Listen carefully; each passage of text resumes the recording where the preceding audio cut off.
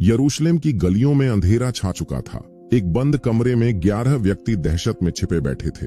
उनके चेहरों पर भय की लकीरें थीं, क्योंकि 3 दिन पहले उन्होंने अपने गुरु को क्रूस पर मरते देखा था।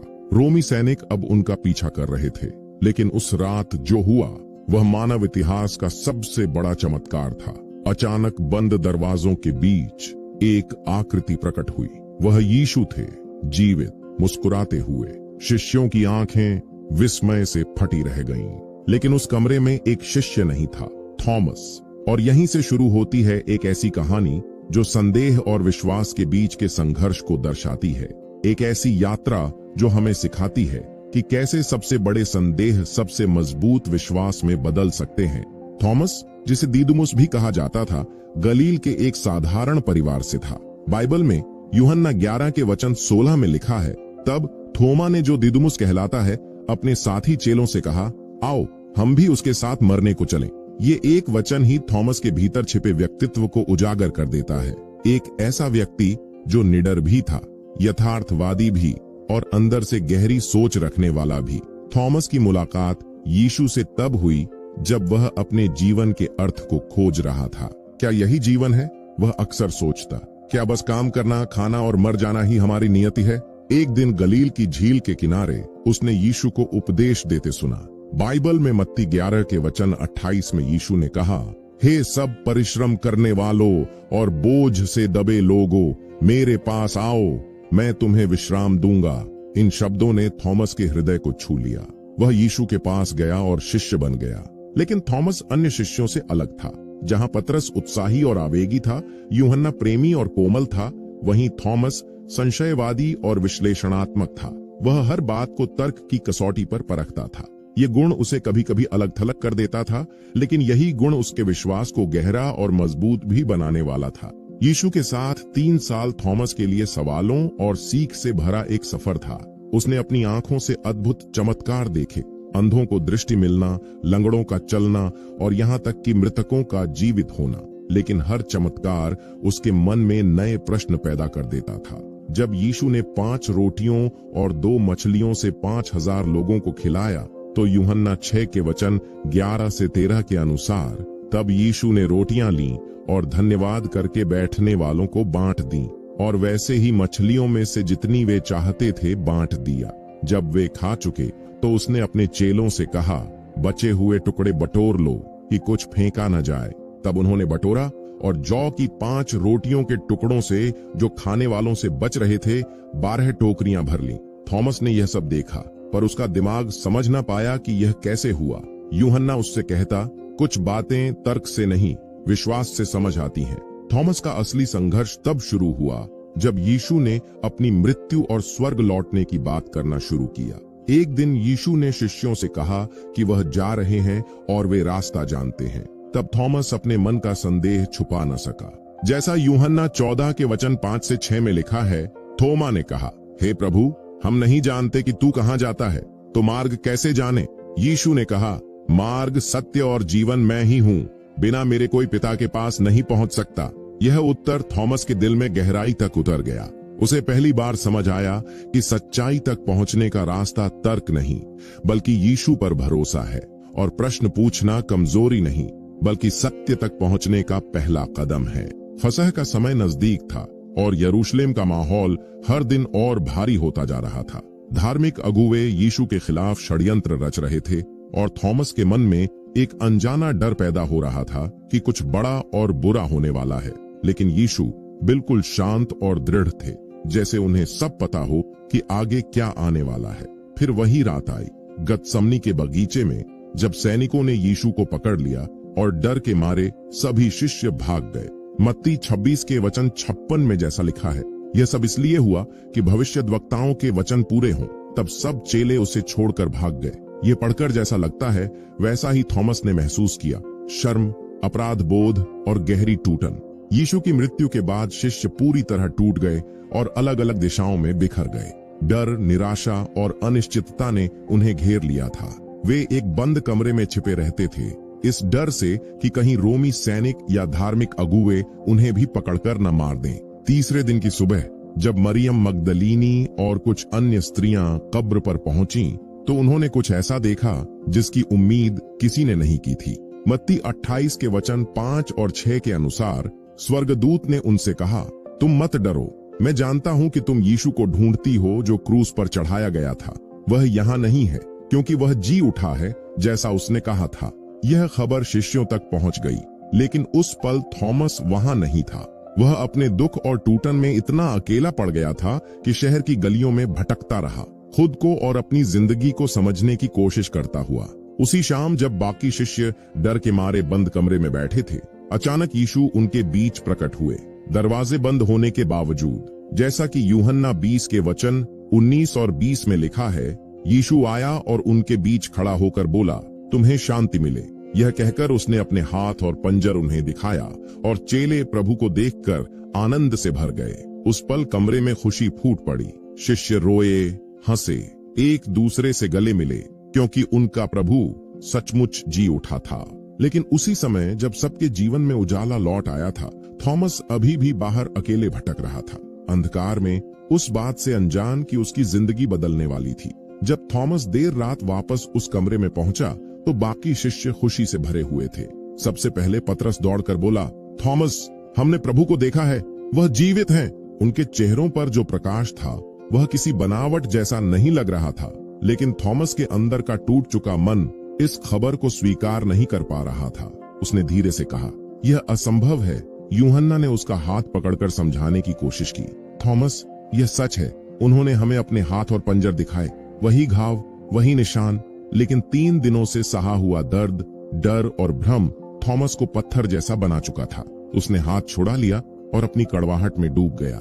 तभी उसका वह प्रसिद्ध वचन सामने आया जो कि बाइबल में यूहन्ना 20 के वचन 25 में लिखा है। तब दूसरे चेलों ने उससे कहा, हमने प्रभु को देखा है। उसने उनसे कहा, जब तक मैं उसके हाथों में कीलों के छेद न देख लूं और कीलों के छेदों में अपनी उंगली न डाल लूं और उसके पंजर में अपना हाथ न डाल लूं, तब तक मैं विश्वास नहीं करूंगा। यही वचन थॉमस को संदेही थॉमस के नाम से प्रसिद्ध कर गया। लेकिन यह संदेह केवल अविश्वास नहीं था, यह एक टूटे दिल की चीख थी। थॉमस फिर से वही दर्द नहीं उठाना चाहता था। वह दोबारा आशा करके फिर टूटने की हिम्मत नहीं जुटा पा रहा था। अगले 8 दिन थॉमस के लिए किसी सज्जा से कम नहीं थे। बाकी शिष्य तो लगातार यीशु के पुनरुत्थान की बातें करते रहे, लेकिन थॉमस चुप ही रहता। वह उनके साथ बैठता, खाना खाता, प्रार्थना करता, पर उसके दिल के चारों ओर एक मजबूत दीवार खड़ी थी जिसे वह खुद भी तोड़ नहीं पा रहा था। रात को जब सब सो जाते, थॉमस जागता रहता और उन दिनों को याद करता जब वह यीशु के साथ था। गलील की झील पर उनके उपदेश, बीमारों का चंगा होना, गरीबों को भोजन मिलना, सब कुछ उसकी यादों में ताजा था। लेकिन उतनी ही सच्चाई से वह क्रूस को भी याद करता और वही दृश्य उसकी सारी उम्मीद को मिटा देता। कभी कभी वह सोचता, शायद यह सब शिष्यों की कल्पना हो, शायद दुख ने उन्हें वह दिखा दिया जो असल में हुआ ही नहीं। लेकिन फिर वह शिष्यों के बदले हुए चेहरे देखता। पतरस, जो डर के मारे यीशु को 3 बार नकार चुका था, अब दृढ़ और निडर था। और यूहन्ना, सबसे युवा शिष्य, अब समझदार और मजबूत बन चुका था। उनकी गवाही में एक सच्चाई थी जिसे थॉमस नजरअंदाज नहीं कर पा रहा था। तभी उसे याद आया इब्रानियों 11 के वचन 1 का वही शक्तिशाली वचन, अब विश्वास आशा की हुई वस्तुओं का आधार और अनदेखी वस्तुओं का प्रमाण है। यह वचन बता रहा था कि विश्वास अंधापन नहीं होता, बल्कि वह भरोसा होता है जो दिखाई न देने पर भी दिल को यकीन दिलाता है। थॉमस इस बात को समझना चाहता था, पर उसका मन अभी भी सबूत मांग रहा था। यही संघर्ष उसे अंदर से तोड़ रहा था। दिल विश्वास करने को तैयार तो था, पर दिमाग अभी भी रुकावट बना हुआ था। 8 दिन पूरे हो चुके थे। फिर से रविवार की शाम थी और इस बार थॉमस भी बाकी शिष्यों के साथ उसी बंद कमरे में बैठा था। कमरे में सन्नाटा था, लेकिन हर दिल के अंदर एक अजीब सी उम्मीद भी थी। तभी अचानक, बिना किसी कदमों की आवाज, बिना किसी दरवाजे के खुलने के, यीशु उनके बीच प्रकट हो गए। जैसा कि यूहन्ना 20 के वचन 26 में लिखा है, 8 दिन के बाद उसके चेले फिर घर के भीतर थे और थोमा उनके साथ था। द्वार बंद थे। तब यीशु आया और उनके बीच में खड़ा होकर कहा, तुम्हें शांति मिले। थॉमस का दिल तेजी से धड़कने लगा। यह वही यीशु थे जिन्हें उसने क्रूस पर मरते देखा था, लेकिन अब वे उसके सामने खड़े थे, जीवित और पहले से भी अधिक गौरव से भरे हुए। यीशु सीधे थॉमस की ओर बढ़े। उनकी आंखों में डांट, गुस्सा या किसी तरह की निंदा नहीं थी, सिर्फ प्रेम, करुणा और समझ थी। तब यीशु ने वही शब्द कहे जो थॉमस ने 8 दिन पहले कहे थे।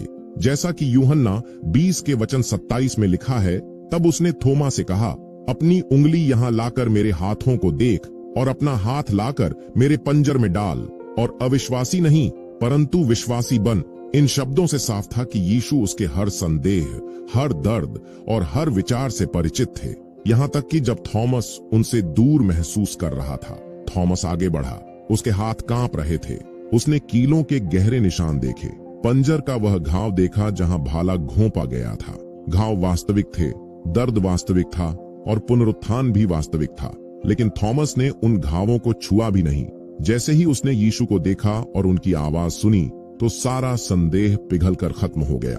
तभी उसने वह महान घोषणा की जो कि बाइबल में यूहन्ना 20 के वचन 28 में लिखा है। थोमा ने उत्तर में उससे कहा, हे मेरे प्रभु, हे मेरे परमेश्वर।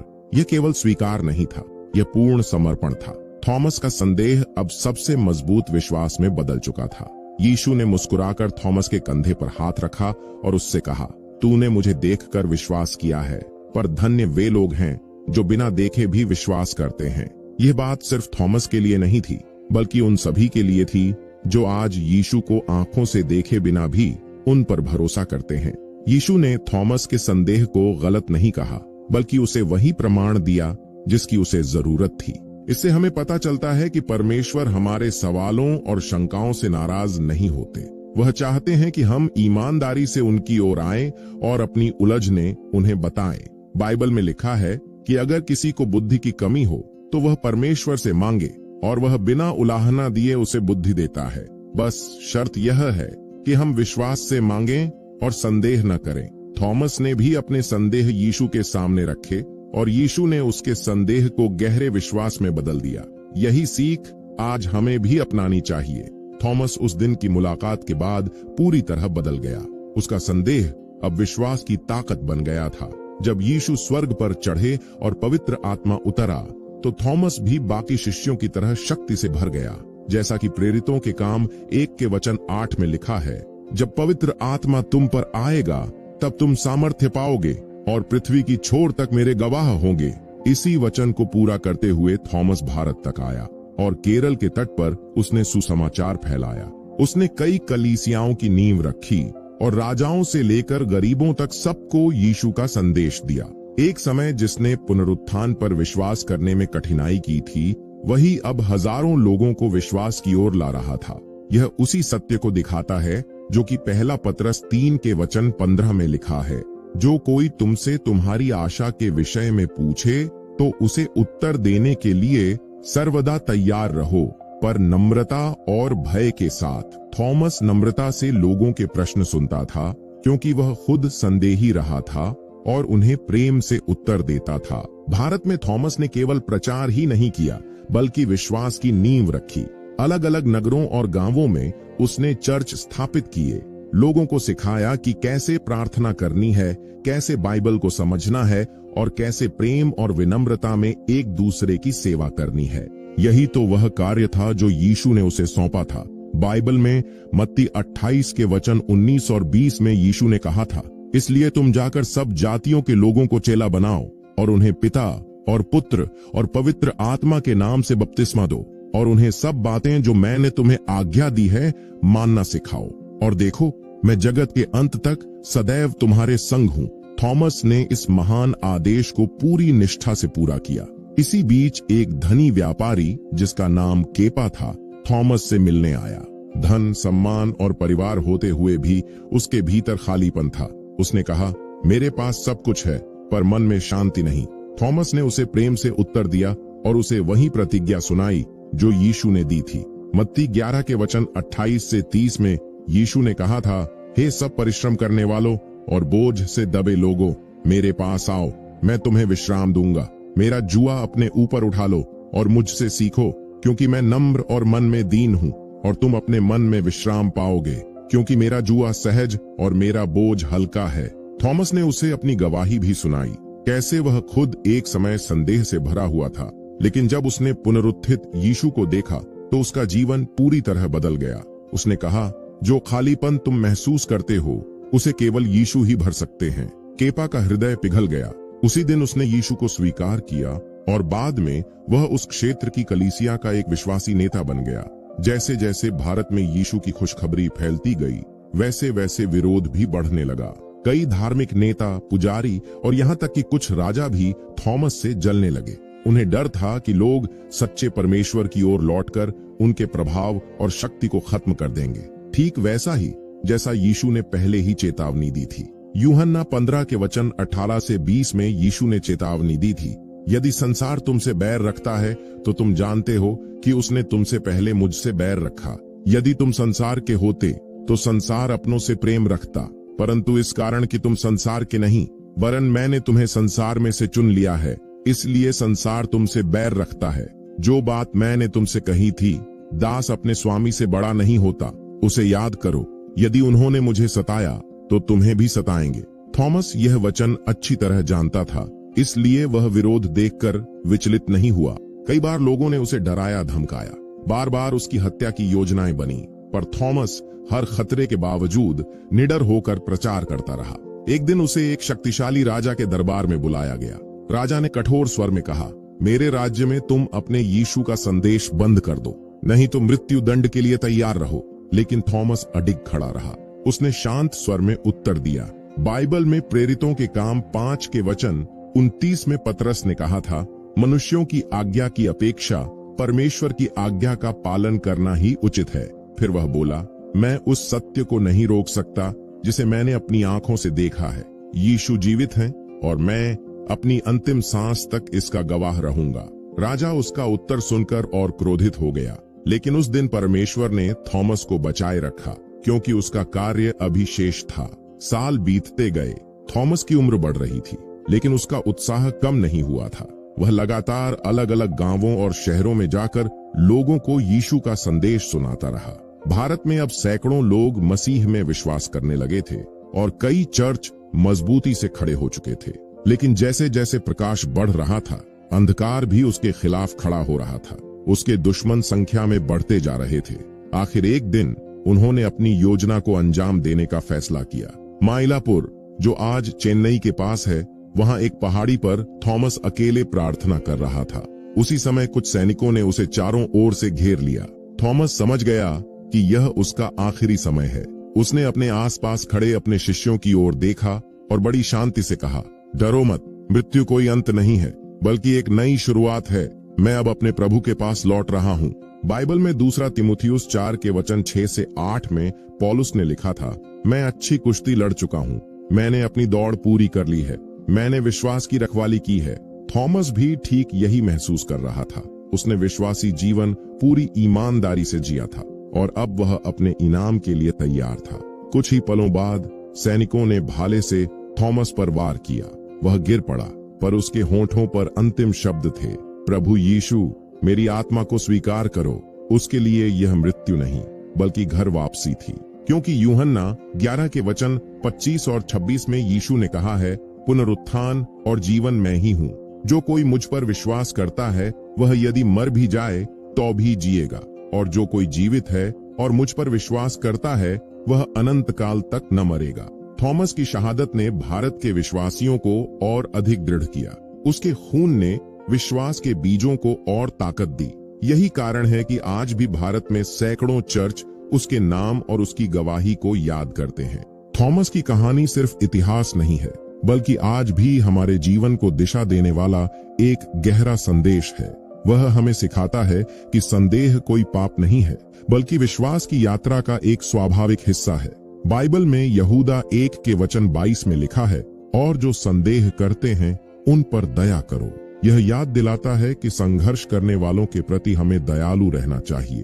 थॉमस की विरासत हमें 4 महत्वपूर्ण बातें सिखाती है।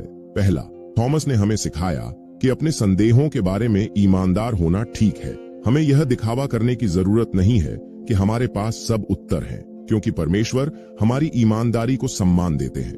दूसरा, प्रश्न पूछना गलत नहीं है, बल्कि यीशु ने मत्ती 7 के वचन 7 और 8 में स्वयं कहा है, मांगो तो तुम्हें दिया जाएगा, ढूंढो तो तुम पाओगे, खटखटाओ तो तुम्हारे लिए खोला जाएगा, क्योंकि जो कोई मांगता है उसे मिलता है, और जो ढूंढता है वह पाता है, और जो खटखटाता है उसके लिए खोला जाएगा। तीसरा, परमेश्वर को व्यक्तिगत रूप से जानना बहुत जरूरी है।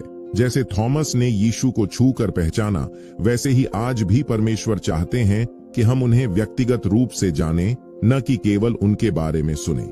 और चौथा, परमेश्वर किसी भी इंसान को बदल सकते हैं। एक संदेही भी एक महान गवाह बन सकता है। जैसा कि दूसरा कुरिन्थियों 5:17 में लिखा है, सो यदि कोई मसीह में है तो वह नई सृष्टि है, पुरानी बातें बीत गई हैं, देखो वे सब नई हो गईं। थॉमस की यात्रा हमें सिखाती है कि संदेह से शुरू होकर भी विश्वास की ऊंचाइयों तक पहुंचा जा सकता है। थॉमस की कहानी आज हमारे जीवन में भी कई व्यावहारिक सीख देती है। सबसे पहले, जब हमें विश्वास में संदेह होता है तो हमें उसे छिपाना नहीं चाहिए, बल्कि थॉमस की तरह ईमानदारी से परमेश्वर के सामने रखना चाहिए। बाइबल में भजन संहिता 62:8 में लिखा है, हे लोगों, हर समय उस पर भरोसा रखो, उसके सामने अपना मन खोलकर रख दो, परमेश्वर हमारा शरण स्थान है। प्रार्थना करें, प्रभु, मैं विश्वास करना चाहता हूँ लेकिन मुझे संदेह है, मेरी सहायता करो, मुझे वह स्पष्टता दो जो मुझे चाहिए। दूसरा सबक धैर्य का है।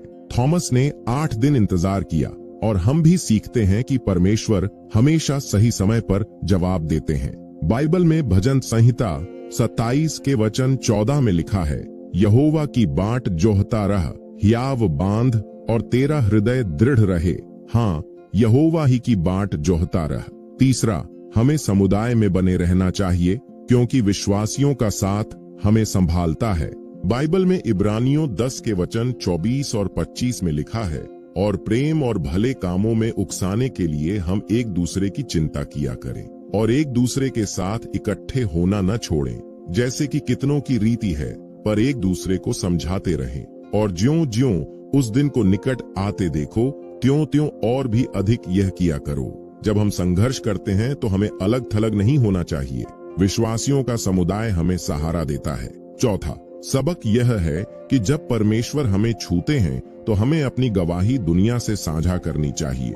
जैसे कि बाइबल में पहला पतरस 3:15 में लिखा है, परंतु अपने मनों में मसीह को प्रभु करके पवित्र समझो, और जो कोई तुमसे तुम्हारी आशा के विषय में कुछ पूछे तो उसे उत्तर देने के लिए सर्वदा तैयार रहो, पर नम्रता और भय के साथ। और अंत में थॉमस हमें याद दिलाता है कि विश्वास की एक कीमत होती है, कभी उपहास, कभी अस्वीकृति। लेकिन मत्ती 10:38 और 39 में यीशु ने कहा है, और जो अपना क्रूस लेकर मेरे पीछे नहीं चलता वह मेरे योग्य नहीं। जो अपना प्राण पाता है वह उसे खोएगा, और जो मेरे लिए अपना प्राण खोता है वह उसे पाएगा। इस तरह थॉमस की कहानी हमें सिखाती है कि विश्वास सिर्फ एक भावना नहीं, बल्कि एक जीवन शैली है, जिसमें ईमानदारी, धैर्य, समुदाय, गवाही और समर्पण शामिल हैं। आइए फिर से उस क्षण पर लौटते हैं जब थॉमस ने यीशु को देखा और कहा, हे मेरे प्रभु, हे मेरे परमेश्वर। यह केवल एक भावनात्मक विस्फोट नहीं था, यह एक गहरी आत्मिक पहचान थी। उस एक वाक्य में थॉमस ने यीशु की असली पहचान को स्वीकार किया कि वह सिर्फ एक शिक्षक या नबी नहीं, बल्कि स्वयं परमेश्वर हैं। यूहन्ना 1:1 में लिखा है, आदि में वचन था, और वचन परमेश्वर के साथ था, और वचन परमेश्वर था। थॉमस की घोषणा ने साबित किया कि वह समझ गया था कि वही वचन देहधारी होकर उनके बीच आया था। यही सत्य ईसाई विश्वास की नींव है। यीशु का पुनरुत्थान सबसे बड़ी घटना है, क्योंकि अगर वह नहीं जी उठते तो हमारा विश्वास बेकार होता। बाइबल में पहला कुरिन्थियों 15:17 से 19 में पौलुस ने लिखा है, और यदि मसीह जी नहीं उठा तो तुम्हारा विश्वास व्यर्थ है, और तुम अब तक अपने पापों में फंसे हो। वरन जो मसीह में सो गए हैं वे भी नाश हुए। यदि हम केवल इसी जीवन में मसीह से आशा रखते हैं तो हम सब मनुष्यों से अधिक अभागे हैं। लेकिन यीशु सचमुच जी उठे, और थॉमस उन लोगों में था जिसने इसे अपनी आंखों से देखा। यही अनुभव उसके जीवन को बदल गया, और वह पूरी दुनिया को यह सत्य बताने के लिए निकल पड़ा कि यीशु जीवित हैं और वही सच्चे परमेश्वर हैं। आज की दुनिया में जहां विज्ञान, तर्क और प्रमाण की मांग बढ़ गई है, बहुत से लोग थॉमस की तरह कहते हैं, जब तक मैं स्वयं न देख लूं मैं कैसे मानूं? ऐसे लोगों के लिए थॉमस की कहानी एक पुल की तरह है, क्योंकि यह दिखाती है कि संदेह गलत नहीं है और न ही विश्वास तर्क के विरोध में है। परमेश्वर स्वयं हमें सोचने, परखने और सवाल करने की क्षमता देते हैं। बाइबल में पहला थिस्सलुनीकियों 5 के वचन 21 में लिखा है, सब बातों को परखो, जो अच्छी है उसे पकड़े रहो। परमेश्वर चाहते हैं कि हम चीजों को परखें, न कि अंधविश्वास से स्वीकार करें। थॉमस ने भी परखा, सवाल पूछे और फिर जब उसने सत्य को देखा तो पूरे मन से विश्वास किया। उसका यही परखा हुआ विश्वास इतना मजबूत हो गया कि वह उसके लिए मरने तक को तैयार हो गया। आज भी दुनिया में कई लोग थॉमस की तरह सत्य की खोज वाली यात्रा पर हैं। थॉमस की गवाही इसलिए बहुत शक्तिशाली है क्योंकि उसने शुरुआत में संदेह किया था। अगर सभी शिष्य तुरंत विश्वास कर लेते तो लोग सोच सकते थे कि वे भावुक थे या आसानी से प्रभावित हो जाते थे। लेकिन थॉमस जैसा व्यक्ति जो प्रमाण मांगता था, उसका विश्वास करना पुनरुत्थान की सच्चाई को और मजबूत बनाता है। बाइबल में प्रेरितों के काम 1 के वचन 3 में लिखा है, उसने दुख उठाने के बाद बहुत से पक्के प्रमाणों से अपने आप को उनको जीवित दिखाया और 40 दिन तक वह उन्हें दिखाई देता रहा और परमेश्वर के राज्य की बातें करता रहा। सिर्फ इतना ही नहीं, पहला कुरिन्थियों 15 के वचन 6 में लिखा है, फिर वह 500 से अधिक भाइयों को एक साथ दिखाई दिया, जिनमें से बहुत से अब तक वर्तमान हैं, पर कितने सो गए। इतने गवाह होने के कारण यीशु का पुनरुत्थान इतिहास के सबसे मजबूत प्रमाणित चमत्कारों में से एक माना जाता है और इनमें सबसे प्रभावशाली गवाह थॉमस ही है। थॉमस का भारत मिशन बेहद महत्वपूर्ण था। परंपरा के अनुसार वह लगभग 52 ईस्वी में भारत आए और मालाबार तट यानी आज के केरल में उतरे। यहीं से उन्होंने अपना प्रचार कार्य शुरू किया और 7 प्रमुख चर्च स्थापित किए, कोडुंगल्लोर, पलेयूर, कोट्टक्कावु, कोक्कामंगलम, नीरनम, चयाल और कोलम। इन जगहों पर आज भी प्राचीन चर्च मौजूद हैं, जो थॉमस की मेहनत और विश्वास की गवाही देते हैं। थॉमस ने सिर्फ परमेश्वर का वचन नहीं सुनाया, बल्कि समाज में भी बड़ा परिवर्तन लाया। हालांकि हमारे पास उसके सीधे शब्द नहीं हैं, लेकिन हम जानते हैं कि उसने वही सिखाया होगा जो यीशु ने सिखाया था, क्योंकि बाइबल में यूहन्ना 13 के वचन 34 और 35 में यीशु ने कहा था, मैं तुम्हें एक नई आज्ञा देता हूँ कि एक दूसरे से प्रेम रखो। जैसा मैंने तुमसे प्रेम रखा है, वैसा ही तुम भी एक दूसरे से प्रेम रखो। यदि आपस में प्रेम रखोगे तो इसी से सब जानेंगे कि तुम मेरे चेले हो। वह लोगों को पश्चाताप और क्षमा का संदेश देता था, जैसा कि प्रेरितों के काम 3 के वचन 19 में लिखा है, सो मन फिराओ और लौट आओ कि तुम्हारे पाप मिटाए जाएं। आज लगभग 2000 साल बाद भी थॉमस की विरासत जीवित है। भारत में एक पूरा समुदाय है जिसे थॉमस क्रिश्चियन कहा जाता है और वे मानते हैं कि उनकी आस्था की शुरुआत स्वयं प्रेरित थॉमस से हुई थी। केरल में सेंट थॉमस के नाम से हजारों चर्च हैं और हर साल लोग उन स्थानों पर जाते हैं जहां थॉमस ने सेवा की थी। वे वहां प्रार्थना करते हैं और उसके विश्वास से हिम्मत पाते हैं। लेकिन थॉमस की असली विरासत सिर्फ भारत तक सीमित नहीं है, वह हर उस व्यक्ति में है जो कभी संदेह में पड़ा लेकिन फिर भी विश्वास की तलाश करता रहा। बाइबल में इब्रानियों 12 के वचन 1 में लिखा है, गवाहों का इतना बड़ा बादल हमें घेरे हुए है, इसलिए हर बाधा और पाप को हटाकर हमें धीरज से उस दौड़ को दौड़ना चाहिए जो हमारे सामने रखी गई है। थॉमस भी उसी गवाहों के बादल का हिस्सा है। उसकी कहानी हमें सिखाती है कि संदेह से विश्वास तक का सफर पूरी तरह संभव है। तो मेरे भाइयों और बहनों, आइए हम थॉमस की कहानी को एक प्रार्थना के साथ समाप्त करें। प्रभु यीशु, हम थॉमस की जीवन गवाही के लिए आपका धन्यवाद करते हैं। धन्यवाद कि आप हमारे संदेहों को समझते हैं, हमारे सवालों को स्वीकार करते हैं और हमसे धैर्य रखते हैं। जैसे आपने थॉमस को अपने पुनरुत्थान का प्रमाण दिया, वैसे ही हम प्रार्थना करते हैं कि आप हमें भी वही विश्वास दें जिसकी हमें जरूरत है। हमारे भरोसे को मजबूत करें और हमारे संदेहों को विश्वास में बदल दें। थॉमस की तरह हम भी दिल से कहना चाहते हैं, हे मेरे प्रभु, हे मेरे परमेश्वर, हमें साहस दें कि हम हर परिस्थिति में आपके गवाह बनकर जिएं। यीशु के नाम में, आमीन। अगर आप इस कहानी से प्रेरित हुए हैं और चाहते हैं कि हम आपको और भी रहस्यमयी और प्रेरक बाइबल कथाएं दिखाते रहें, तो आप हमारे इस कार्य में हमारा साथ दे सकते हैं। हम आपके समय और सहयोग के लिए धन्यवाद देते हैं कि आपने हमारे साथ इस रहस्यमयी और प्रेरणादायक यात्रा में कदम रखा। आप हमारी मदद कर सकते हैं। बस वीडियो को लाइक, शेयर करें और the Bible tales YouTube channel को सब्सक्राइब करें। आपकी यह छोटी सी सहायता हमारे प्रयासों को और आगे बढ़ाएगी। याद रखें, विश्वास की राह कभी आसान नहीं होती, लेकिन परमेश्वर हमेशा हमारे साथ हैं। अगली वीडियो में फिर मिलते हैं एक और कहानी के साथ। तब तक प्रभु आपका मार्गदर्शन करें। जय मसीह की।